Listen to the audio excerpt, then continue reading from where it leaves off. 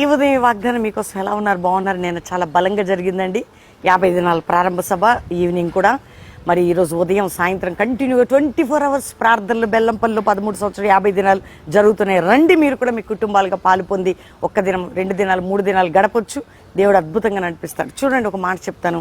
126 కీర్తన 5వ వచనంలో, కన్నీళ్లతో విత్తువాడు సంతోషగానంతో పంట కోస్తాడు. మనం విత్తే కన్నీటి ప్రార్థన, శక్తి కలిగిన ప్రార్థన, పంట కోయబోతున్నాం.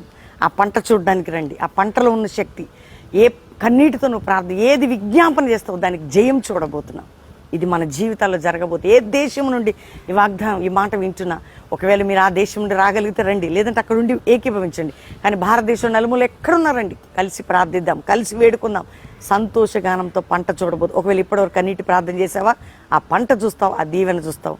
ప్రార్థన చేసుకుందాం. తండ్రి, రక్షణ లేని వారికి రక్షణ, రోగులకు స్వస్థత, వ్యాధిగ్రస్తులకు విడుదల, పాపంలో ఉన్న వారికి విడుదల, అన్నిటిలో కృప భాగ్యం మీరు దయచేయండి. పడిపోయిన ఆత్మీయ ప్రాకారాలు కట్టి నిత్య జీవం, పరలోకం అనేటువంటి అనుభవం దయచేసి రోగులను స్వస్థపరిచి, వివాహాలు, గర్భఫలం ఏ సమస్య వరకున్న విడుదల ఇచ్చి నామాన్ని గొప్ప చేసుకోమని. ఇదిగో ప్రభా, ఈ వాగ్దానం అందరూ స్వతంత్రించుకుని కృప దయచేయండి. మ్యారేజ్ డే, బర్త్డే బిడ్డలు బ్లెస్ చేస్తూ నీ సన్నిధి తోడుగుంచమని యేసు నామములో అడుగుచున్నాం తండ్రి, ఆమెన్. 50 దినాలు ప్రారంభించబడ్డాయి. మరి నిన్నటి నుంచే ఈరోజు 2వ దినం చక్కగా జరుగుతున్నాయి. రండి పాలు పొందుటకు. దేవుడు దీవించును గాక. ఆమెన్.